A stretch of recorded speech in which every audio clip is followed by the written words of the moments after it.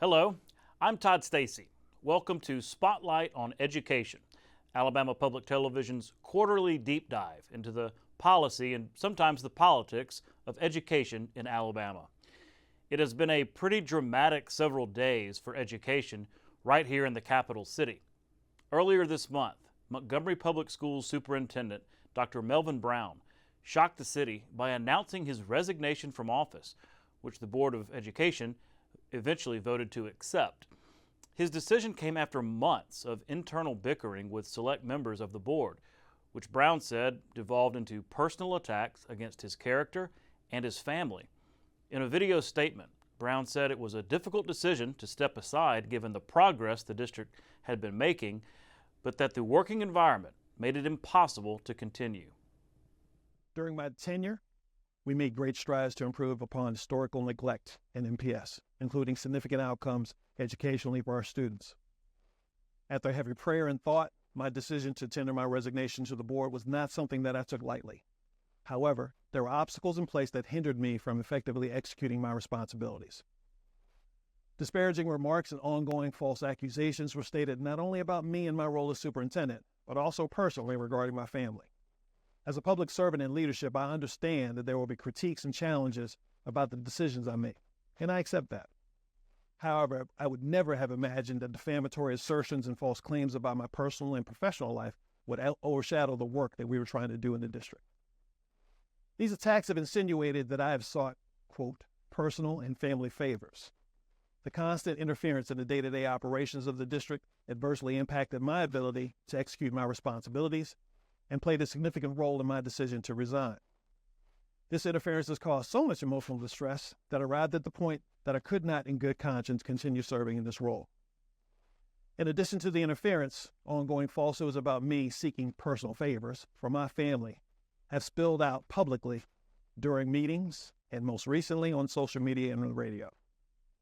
No superintendent, whether it's me or anyone else, should have to be subjected to this, and no school superintendent or school district can thrive under such dissension.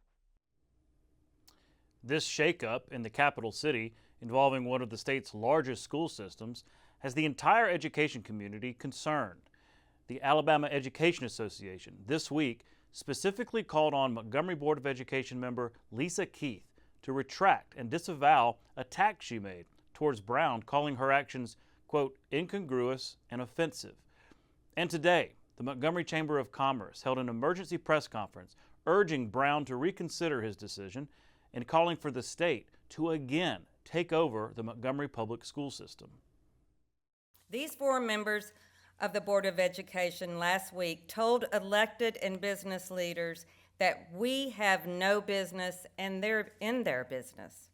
Today, we say to the Montgomery Board of Education, the business of education is indeed everyone's business, and we stand ready to assist in finding solutions to the current leadership crisis. Be it further resolved that this United Montgomery Leadership Delegation calls upon State of Alabama Superintendent of Education, Dr. Eric Mackey, and the State of Alabama Department of Education and Board to place MPS under state control and intervention. Until such time, the local board demonstrates that a majority of leadership will make the needed changes to move Montgomery forward in a true spirit of partnership. Dr. Melvin Brown's done a great job. He has moved us forward. He's begun to implement some changes, some personnel changes, some curriculum changes, some scheduling changes that are really propelling Montgomery forward. Financially, Montgomery was essentially bankrupt when the state intervention started. Just a few years later, we had turned that around. But again, and this community had invested for the first time in more than 40 years in a new property tax. But I think that we're going to have a hard time maintaining the academic momentum. We're going to have a hard time maintaining also the momentum behind the new tax and behind the investment in this community without stable leadership. We're following this very closely. We appreciate the resolution today. I really can't react to the resolution too much without taking that back to our legal team so they can look at what methods are available to us. But I will promise this community, as a Montgomery County resident myself, and a member of this chamber that we are going to be deeply involved to try to turn this around, to make sure that Montgomery returns to stable leadership and does not lose the momentum that has been built over the last several years. Dr. Brown was the best superintendent that we've had since the Clinton-Carter days, which Dr. Mackey talked about stability-wise. So that spans many, many years and many, many superintendents. If that is true, and we all truly want what's best for our children in Montgomery County, then obviously Dr. Brown is the guy that we need to do everything we possibly can to see if we can somehow open the lines of communication and somehow work to keep him on board. As this school year was getting underway, we got some good news regarding Alabama's education progress. Back in 2019, the legislature passed the Alabama Literacy Act, a landmark law meant to improve the state's lagging reading proficiency with a focus on teacher development, student instruction, and accountability. 5 years later, after the COVID interruption, it seems those efforts are paying off.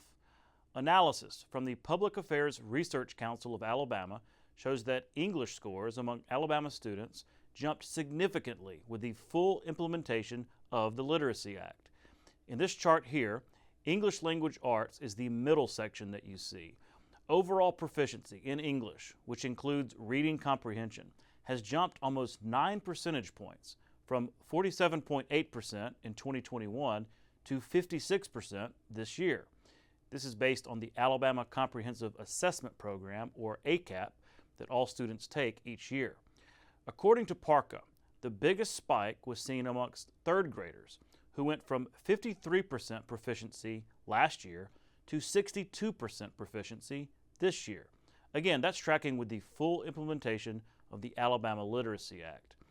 As you can see, however, proficiency for math and science are still pretty low, but climbing in the right direction. Perhaps passage of the Alabama Numeracy Act 2 years ago will make a similar difference there. Always nice to share good news on education in Alabama. Well, school security is a major focus for systems all across the state. That's even more so after the tragic school shooting in Georgia a few weeks back. School systems are partnering with police and other agencies to help make sure students are safe at school. APT's Randy Scott has that story. A new reality for schools. It's not uncommon for K-12 facilities and colleges throughout the nation and Alabama to see drills training first responders and law enforcement officials how to handle threats on campuses. We had NASRO, which is the National Association for School Resource Officers, and a critical incident reports training, meaning if something happened on campus, which each staff member in the school system would have to do and react. The Prevent School Violence program brings several agencies together to fight crimes. The SWAT team, MPD, the medics that came and did a little display of, and even the helicopters that we would use if we had to fly over a school to see what happens, that shows us the equipments that they would use. K-12 schools do what they can to get their students prepared for the next level, college in some cases. One university is doing what it can to keep those students protected and prepared by offering local law enforcement officials active shooter training exercises. Assistant Chief of Security for Montgomery Public Schools, Dr. Selena Cutts-Day, says school resource officers, first responders, and citizens are needed to increase community involvement. I don't think it just should start at our security team. Teachers, administrators, even parents need to be involved and get the resources that are being provided through this program so we can become a community of support for our children.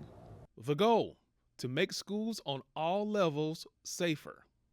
It's good for the teachers, the citizens, to see that we have resources that are top-notch in the nation, and it makes them feel secure.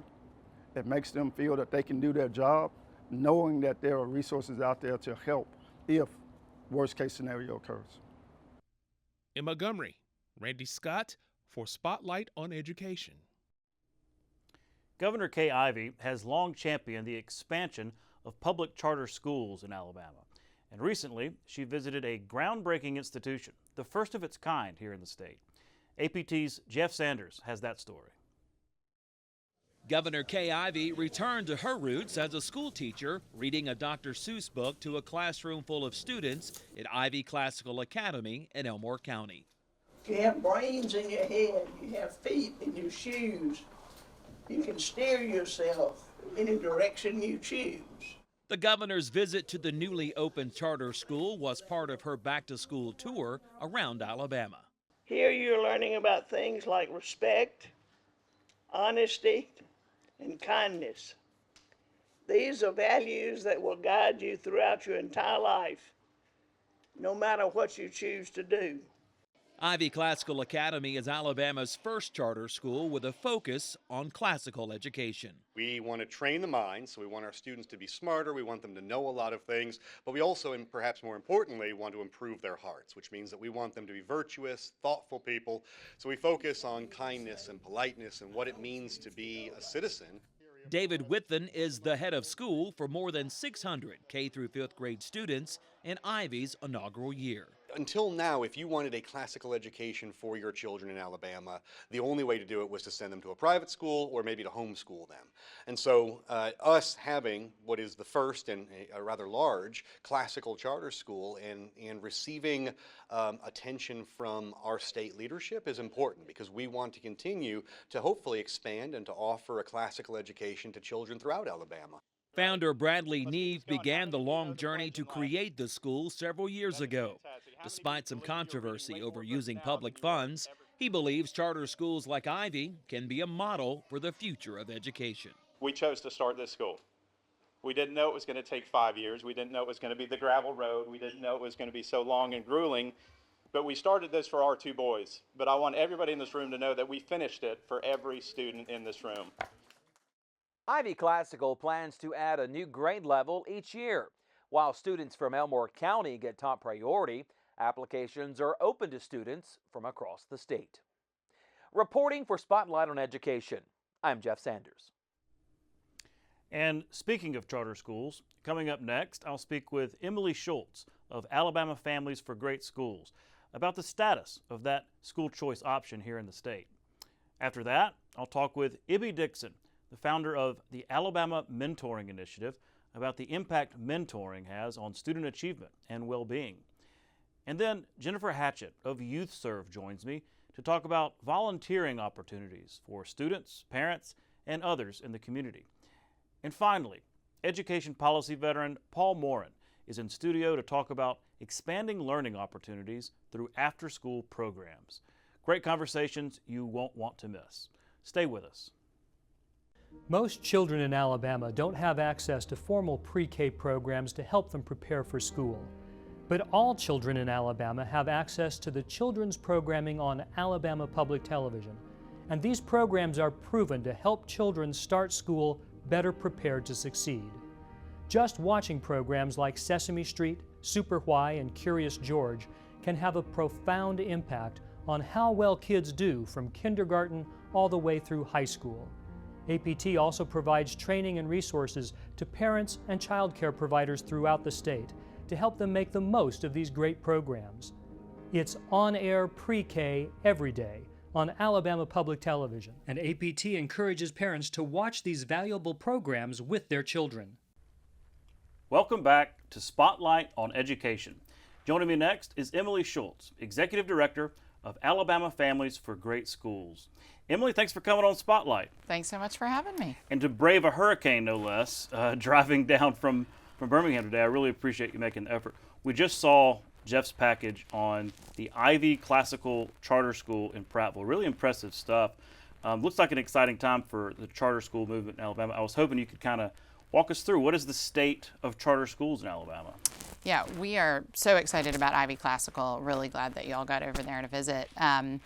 So Ivy Classical is one of the 4 new schools that opened this fall. That brings us to 18 charter schools total. We're really excited about Ivy Classical is a great example of kind of how charter schools are really fostering that innovation we talked about early on when the law first passed in 2015. it's empowering really different models. So we have a performing arts charter that just opened in Mobile, Floretta P. Carson, Ivy classical model, something that's really not offered anywhere else in the state. And we're seeing that with the demand for that school. People are really excited in that community and kind of beyond. I3 just opened its high school campus on Jeff State's campus, so there's a lot of dual enrollment opportunities, exposure to some of the professors and curriculum that Jeff State can offer to high school students, which is really exciting. And that's really what it's all about. It's about providing really high quality options for families. And so we're really excited. We're at just over 9,000 kids enrolled in charter schools, and they're popping up all over the state, and we're excited to see them. So, yeah, I've been following charter schools for a long time, really before that law passed, because it was quite an effort just to even get to 2015. Yes. But, last session, there was, school choice was such a buzzword because they were working on this, the Choose Act. They wanted to have, make Alabama one of the most school choice friendly states in the country. But what passed was an education savings account law, right? Similar to vouchers. Really didn't have anything much to do with charter schools. So a lot of talk about choice, but kept reminding people choice has been here for a while, especially in the terms of charter schools. So do you have to remind folks of that sometimes in your role to say, look, not only is this been around for a while, but this is a really high quality option that we need support for? Yeah, absolutely. I mean, I think it's important to remember that back in 15 and before, we were hearing from families that they wanted other choices.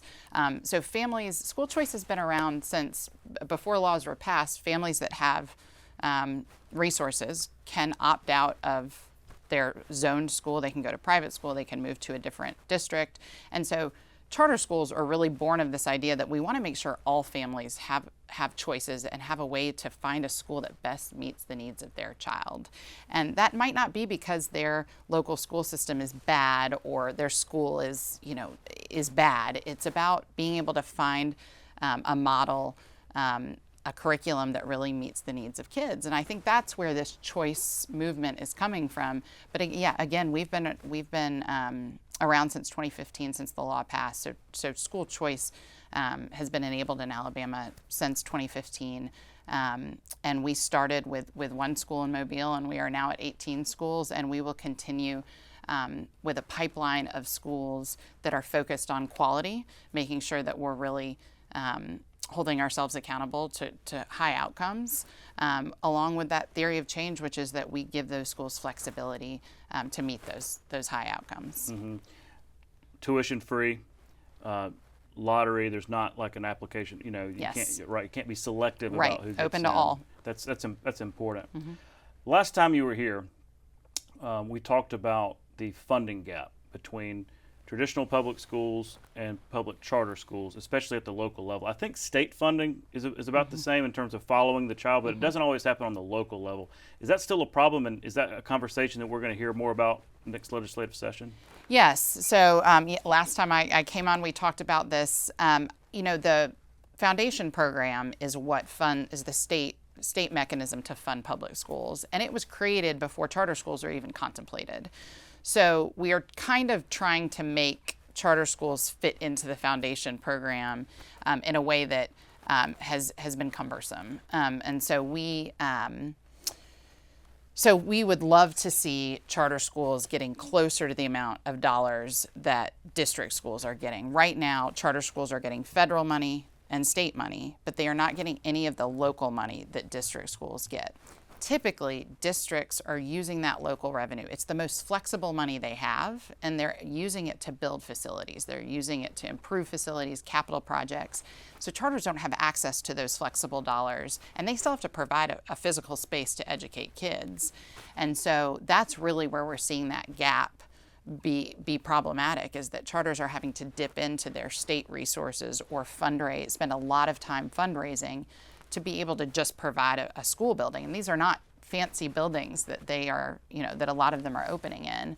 And so we are really trying to find a way, and working with some really committed members of the legislature to find a way to provide some facilities funding for charters.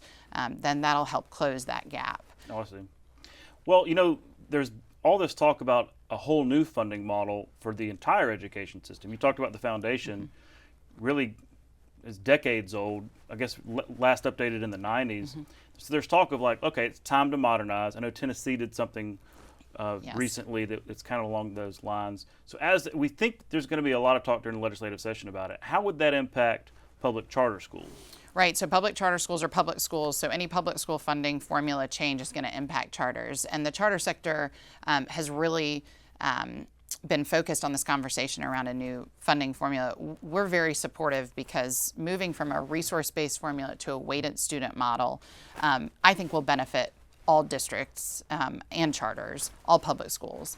And so from the charter sector's perspective, moving to a weighted student model where kids are funded based on their need, as opposed to the tax base of where they're physically located. It's kind of like a head count now. Exactly. Yeah. And so it would really honor the fact that charters are serving significantly more students who qualify for free and reduced price lunch. They are serving more students of color.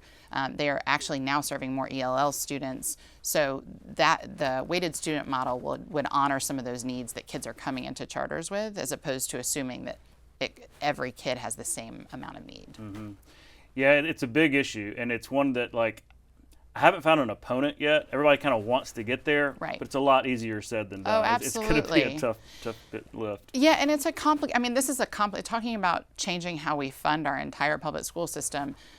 It is complicated, and what I really appreciate and respect is that legislative leadership in the governor's office is giving this the time and deliberation that it deserves and needs, because it's complex. We've got revenue streams, and this is just about the state allocation. It is not getting into federal or local, and it's still really complex, and it takes a lot of thoughtfulness and deliberate focus to get it right. Yeah. We're going to be talking a lot more about that in the months and in the months to come. Emily, we're out of time, but thanks again for making the trip down Absolutely. and to walk us through the state of public charter schools in Alabama. Appreciate you having me on the show. Thanks. We'll be right back. Alabama Public Television is your place for quality educational services. Free professional development for educators and child care providers. Access to free curriculum-aligned videos, lesson plans, and instructional resources with PBS Learning Media. And all the PBS Kids programs parents know and trust. Learn something new every day with Alabama Public Television. Visit us at aptv.org/education to learn more. Welcome back to Spotlight on Education. Joining me next is Ibby Dixon, founder and president of the Alabama Mentoring Initiative. Ibby, thanks for coming on Spotlight. Oh, thank you for having me. Well, I want to learn more, and I want our viewers to learn more about the Alabama Mentoring Initiative, how it came about, and what your vision is. Right, well, it is a vision, and that's the main point. I think 7 years ago, I really had this idea that we weren't connecting anymore, and I was looking in my high school and I was looking around my peers, and I noticed that I had something that not everyone had, and that was mentorship. It was a strong community that was willing to support me. So I founded the Alabama Mentoring Initiative along with my dad, and it's really, mentorship is the heart of everything that we do. I grew up with a father who had a very aggressive opioid addiction. And what happened there is, up until I was 9 years old, he, battled this addiction, and he defeated it because of one of his mentors, with the help of one of his mentors. And throughout his year of recovery and everything, his mentor met with him at a huddle house in our community, once a week for about an entire year to help him through that recovery. He didn't help him financially. He didn't give him all the resources in the entire world. He was just there for him. And I think that speaks volumes to what mentorship can do. And it didn't only impact my father, but it impacted me. And when I was, struggling and going through all of this, these things that naturally happen in a home when a parent is going through an addiction like that, I was given a strong sense of support through my community. I grew up in a small town, so that's what I was given. So I recognized that mentorship was really the answer for me and my family, and we want to spread that message, that mentorship can be the solution. I was going to ask you that because as your father is obviously going through that, then you may be lacking some of that relationship from him. So did you have other mentors that maybe shaped your upbringing like that. Yes, and let me just say, I mean, this is with any, type of addiction that, a child might be going through. 100,000 Alabamians, have an opioid addiction. So I'm not like one of the only ones. Sure. But really it was a strong sense of community. I had my dance teachers, I had my high school teachers, and I think it speaks to the power of the people in Alabama that they were willing to take someone like me in, and I had, a strong family to support, everything that we were going through too. So there were a variety of people. I like to say I had a network of mentors. A community of mentors that helped me. Absolutely. Well, I like how it's personal Yeah, to you, and yeah. I think that really matters in terms of your commitment. Now, look, how would you really go about defining what a mentor is? Because you just described a whole array of different types Yeah. of folks. So maybe is it a little more flexible in terms of what defines a mentor or a mentoree? Well, whenever I go across the state of Alabama, I'm educating either workplaces or organizations or programs on, how to implement mentorship. And I like to say that each individual needs a personal board of trustees. And these are the 4 different types of mentors. And so a mentor can encompass, this individual that helps you, throughout your life. It can be a professional mentor, but I like to define it in 4 different types. So you can have a peer mentor, someone who is in your workplace around the same age as you, maybe in the same path of life as you, that can help you. A personal mentor, and this can be more of a spiritual guide, a counselor, someone in your family that really knows you very personally. An advocate, so someone in your workplace or an organization that opens doors for you, that's talking about you in rooms that you're not in, and really helps you into that next level. And then the next one is really I would say a role model. So think of like Oprah, Coach Saban, someone that you might not know personally, but you do know of them and their story impacts you. So those are really the personal board of trustees that I like to say. And somebody can have all 4 of those, or they can just be, that one type of role in your life. Sure. And I think a lot of us can think back to those special mentors in Yeah. our lives and just how impactful it was. And that is really interesting. Well, I'm thinking about students and all that they go through. Yeah. Probably more than we went through. It just in my day, It's maybe different. in yours Yeah, too. it's just different. And the importance of maybe being, having access to mentors, but also if you're a parent, to understand that, look, it's not a knock on you as a parent. It's just No. important that there are non-parents out there, right, that are Right. also part of the equation. Is that fair to say? It's so fair to say. I have the most incredible parents in the entire world, and I still need mentors. You can have the best family, the best resources, but we have to have a network of people to help us, right? I mean, our parents can't give us the jobs that we need necessarily. Our parents, they're not limited, but it's more so of expanding, the opportunities that you have. When I go around and tell students, this is how you can get mentors and, increase your network, it's saying you're reaching out to a professional in your community and saying, hey, I love what you do. Can I shadow you for a day? That's not necessarily something that a parent, provides. So it's just expanding your opportunities. Yeah. Now, I know on your website you have opportunities for those of us who may be interested in this Right. to sign up and to learn more about that. How do we reach your website, and what's that process like to go through as a potential mentor? Well, it's the AlabamaMentoringInitiative.com. And when you go on our website, I'm going to ask you what type of mentor you want to be. Do you want to mentor young students? Do you want to mentor those who are about 18 years and older and trying to enter into the workforce? What does that look like? And what the Alabama Mentoring Initiative does is we partner with existing organizations all across the state of Alabama. And we say, hey, we have this programming model. We have a community mentoring program. We will reach out to local leaders in your community and try to connect them with people who need mentors. And I think that's really powerful, and I think it speaks to a lot. So if you go on our website and you fill out that form, it will ask you what type of mentor you want to be and the availability that you have, what you can offer, things different, that are different about you, and we'll try to pair you with somebody. Now, somebody like me may be a little apprehensive, saying Right. like, hey, I work so much. I'm not sure if I'm the right kind of role model. I mean, talk to those apprehensions that some might have about signing up, and maybe our fears aren't necessarily should be realized. Well, I want to say that I think a lot of people are maybe fearful or maybe don't have a lot of the time, but I think the common misconception about mentorship is thinking that you already do it. And I want to challenge, our viewers to say, mentorship is common sense, but it's not common practice. We think that we're mentoring, a little bit naturally, but I'm here to challenge and say, like, you can do it. And it doesn't matter your time or availability. If you have a lunch break, we partner with organizations. Chick-fil-A is one of our partners, and they will allow our mentors and mentees to go during a lunch break, and not the mentor or the mentee doesn't have to pay. Our organization will pay for it. So we provide the resources. If you can just dedicate just a little bit of time, if that's once a week, if that's once every other 2 weeks, we're very personalized, and we try to make it very personable and available, and just overall, better for you as a mentor. We're not trying to pressure you or, take away your time, but I think there's flexible things you can do. That just, to me, sounds like such an impactful way to give back to the community, more so than, a lot of things, just a very personal impact on folks. I want to ask you about the times that we're in as opposed to previous times, because we went through COVID. Right. So much of this younger generation went through some weird times in school, things like that. It's also, with the rise of social media, they talk about how, just our constant addiction to social media, even though we're connected, it kind of isolates us. Right. So do those two things play into maybe a greater even need for that personal touch with mentors? Yes, I mean, this is something to note. We're in a loneliness epidemic.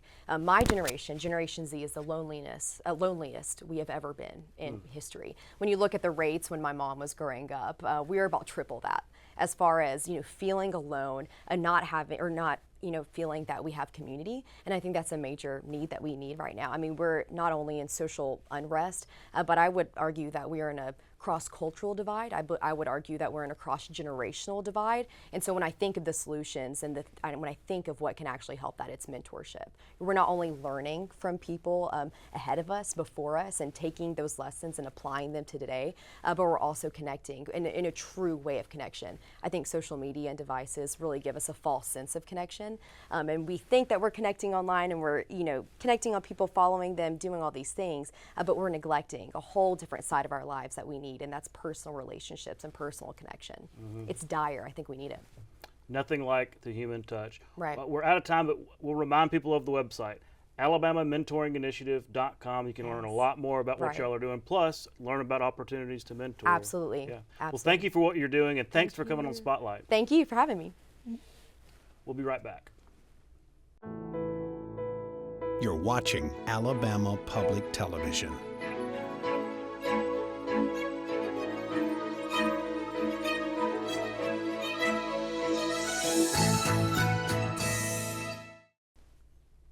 Welcome back to Spotlight on Education. Joining me next is Paul Morin, Program Coordinator for the Department of Human Resources. Paul, thanks for coming on the show. No, it's an honor. I'm excited to be here. Well, you have many hats and have worn many hats throughout your career, but we're talking about after-school programming, after-school programs for students. Now that they're in school right now, school year is well underway, and you have decades of experience in this.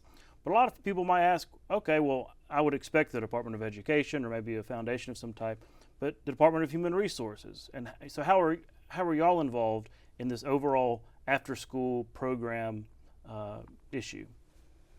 It's interesting you should ask it that way, because usually when people say, who do you work for, Paul? And I say DHR, and they say, oh, I'm so sorry, because they relate that to child abuse or neglect or intervention and things like that. They think little ones. But see, the fact of the matter is DHR is very, very invested in daycare, childcare, after-school, summer school, as are all of the local state child care service agencies, because they have to be, because the demand is so significant. I'm very grateful and thankful that Commissioner Buckner sees it that way, because that line of demarcation between those arenas, it's become increasingly blurry over the years. It's one of the reasons that, because I view it, of course, from an educational standpoint and a child safety standpoint and keeping them engaged, keeping them off the street, but it's also a huge workforce issue. Sure. Because when parents, whether they're a single parent household or double parents, but they're both working, what are they going to do with those babies in the afternoon and the evenings and the summer school hours? So that's why DHR partners with the State Department, with all the different agencies to try to make sure that we're meeting the needs of both the children and the families. Yeah, absolutely. And there have been some instances, publicly over the last, several years where it's so important to have those standards in place, and the state has gone back and buttoned those up, and that's really important. And what strikes me though is, in today's environment, we're not really talking about daycare so much, especially when you get in the upper grades. We're talking about, really high quality programs that offer instruction, offer student support, which right now is so important to getting students caught up and kept up, right, ahead of their schooling. So talk about that component and how that maybe has evolved over the decades. Well, for almost 12 years, I served as the after-school coordinator for the state of Alabama.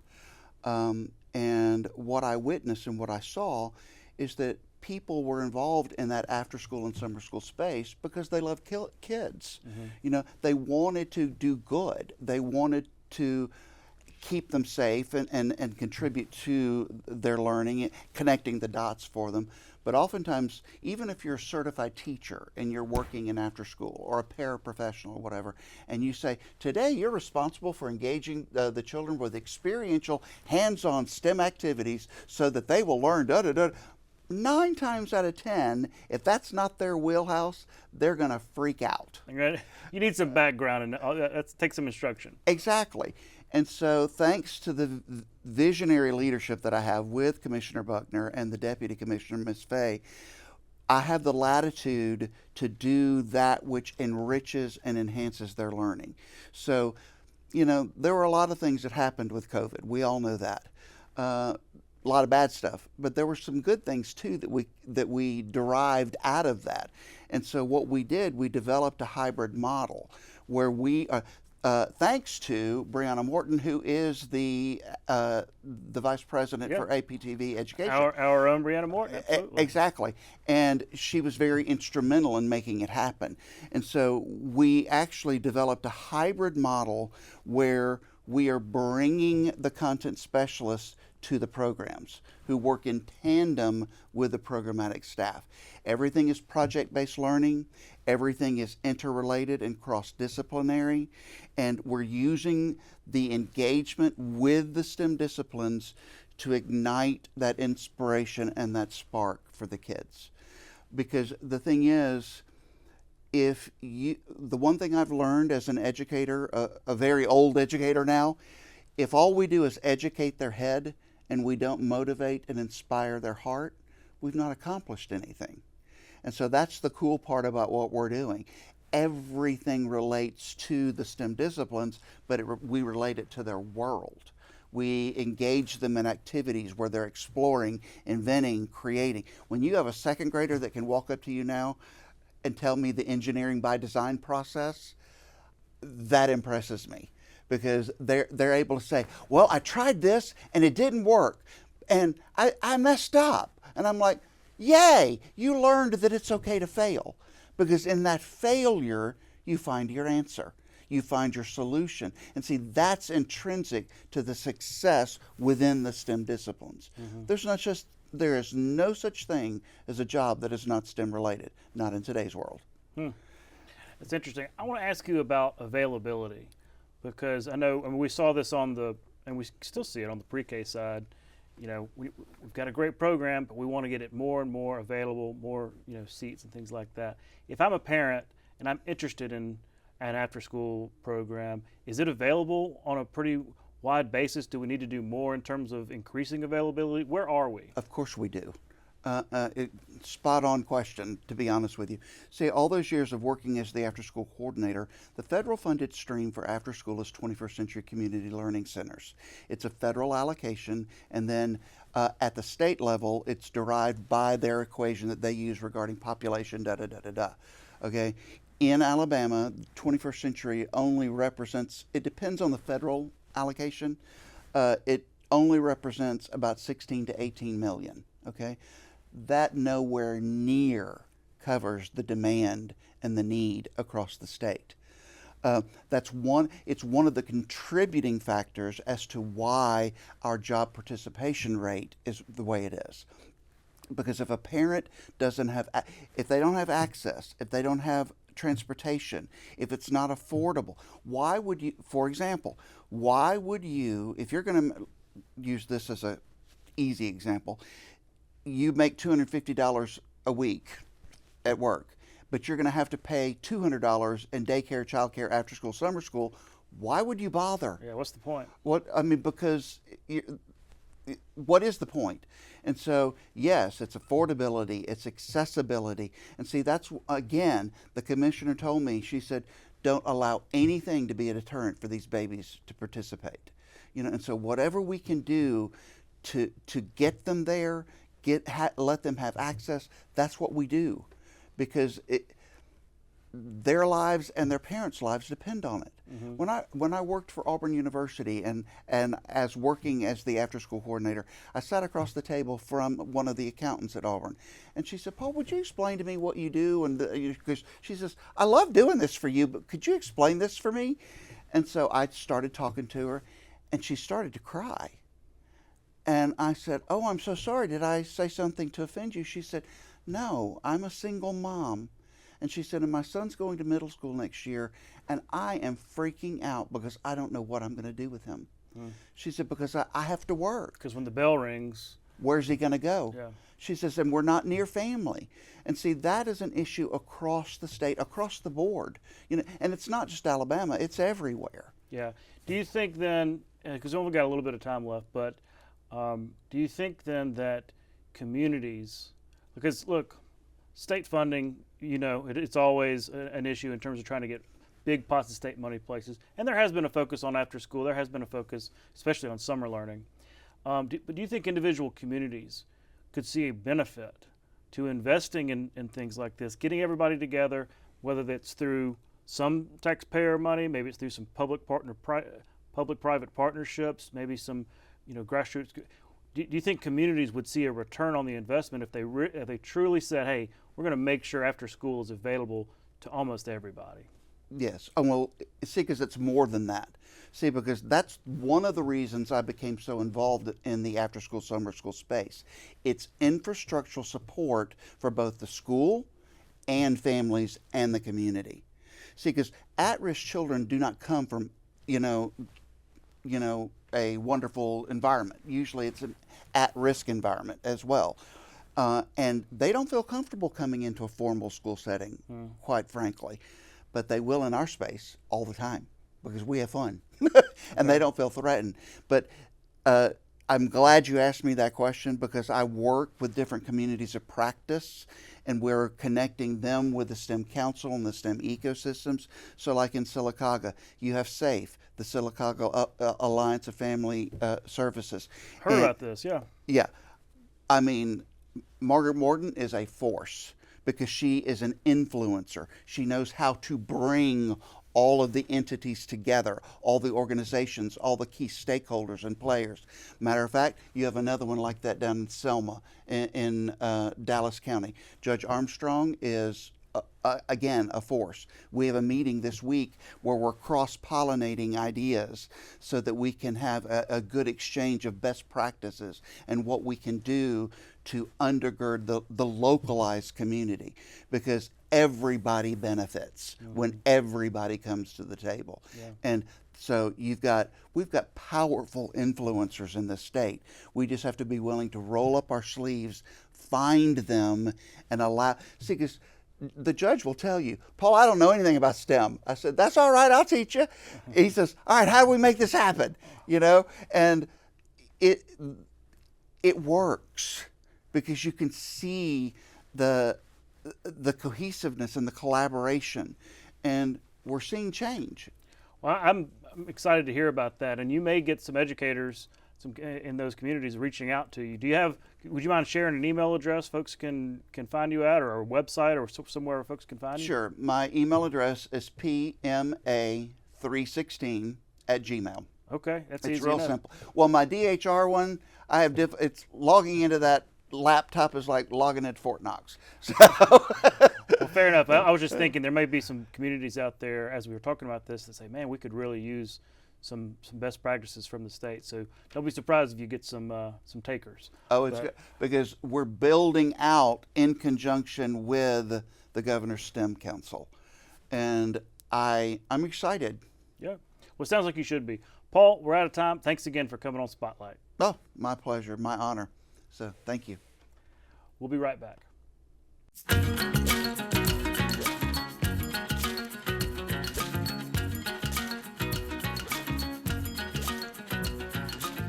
Alabama Public Television's Ready to Learn service is on the road every week, providing on-site workshops, resources, and books for child care professionals, teachers, and parents across the state. On the go, helping children grow. Alabama Public Television. Welcome back to Spotlight on Education. Joining me next is Jennifer Hatchett, Executive Director of Youth Serve Incorporated. Jennifer, thanks for coming on Spotlight. Thank you. Thank you for having me. Well, can you tell our audience more about Youth Serve, its history, and its mission?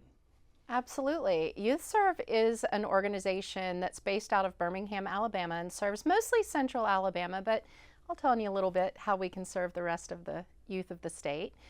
We've been around since around the early or mid-90s, and we merged together. We were two organizations before, merged together in 2004 to become Youth Serve. And since then, we've served close to 30,000 youth who have given over 100,000 hours of service to their communities, to their neighborhoods, to their schools. We've calculated that it's been worth over $3.4 million in labor and investment. So yeah, we're just getting youth involved in their communities, and look what a great impact it is. Seems like there's so much value for young people that they may not realize right away, but in creating, not just skills, but habits for service and leadership, things that maybe they don't know they're learning. They're painting the fence and waxing the car, but they use it later in life. So it just seems like such a valuable thing to be able to access those programs that help you build skills like service and leadership. Yes, and I think it's important to say that a young person's involvement in Youth Serve can be incremental. They can begin with just coming to a service day that we host where we're doing a neighborhood cleanup or a river cleanup or something really simple. And they'll come and experience and have fun. They can hang out with their friends and do great work and feel good about that. But they can keep coming back to those days, and then ultimately they can get involved through our leadership programs and start asking questions around, well, why do we need to clean up the river? And why do we need to have safe, clean neighborhoods? And follow that up with projects of their own, where they're working with small groups of very diverse youth from across the central Alabama region, where they're addressing some of these issues and some of the root causes, and talking them through and sharing responsibility on projects. It's really incredible to see, but they do build those leadership skills, and they can build them over many years. We have some that are seniors now that have been involved with us for 5 years. So it's a great opportunity to develop. That's interesting what you say about incremental, because it might be hard to have somebody, maybe they're a little shy, maybe they're not always the one to raise their hand in class, but okay, I'm just gonna go to this very small situation, but soon enough, they're seeing how fun it is, they're seeing how enriching and enlightening it can be. So I find that interesting. Talk about why it's important for students. Talk about the academics, their well-being, sense of well-being. We were just talking about some of the tough things with, COVID and social media and the pressures those bring young people. Talk about the ways that service and leadership in places like Youth Serve can help young people develop emotionally. I'm so glad you brought that up.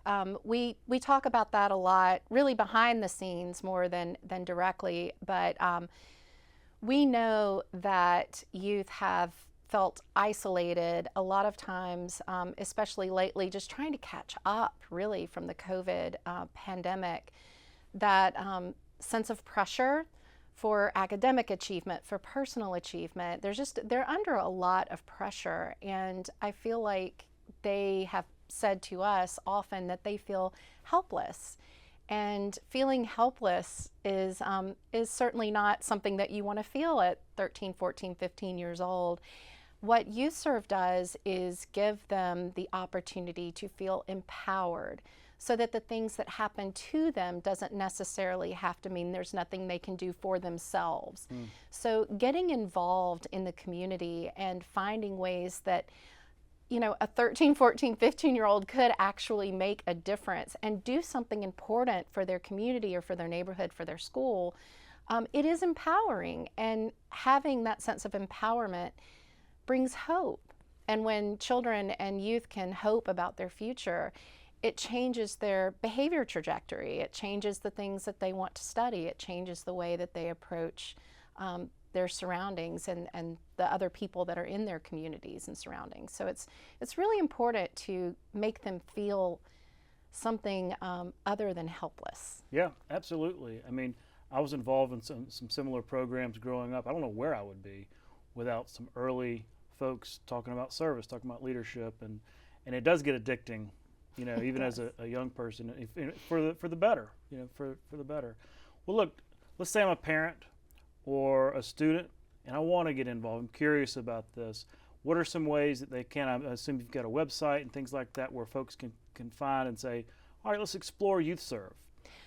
I'm glad you asked that question as well, because Youth Serve and participation in Youth Serve, we really pride ourselves that there are no barriers. Anyone that wants to get involved can simply sign up for anything that we're hosting. It's all listed on our website at youthservebham.org. You can go on our events tab and it will have sign up links for everything that we do, and we literally open it up to anyone until it's full. So every service day is up there.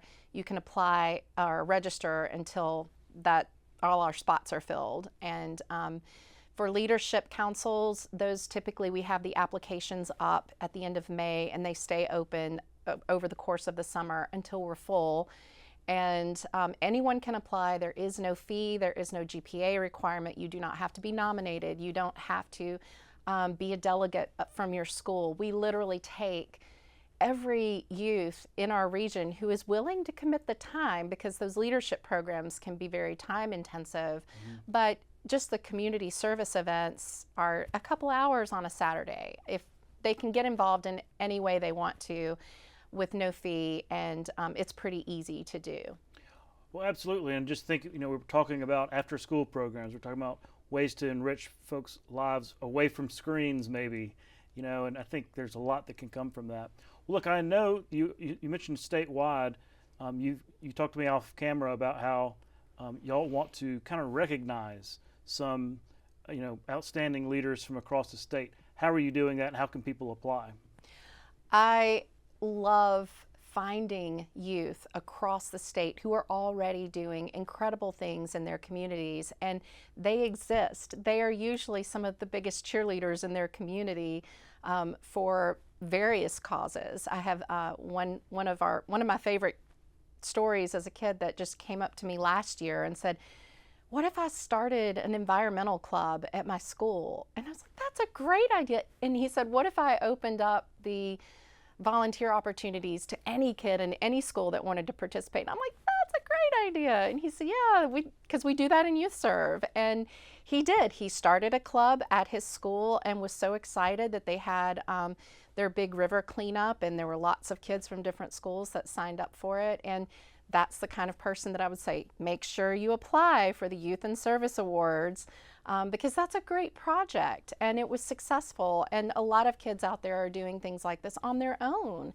outside of an organization. So we don't want to just recognize the kids in Youth Serve. We want to recognize any kid in the entire state that is doing great works and doing great things for their communities.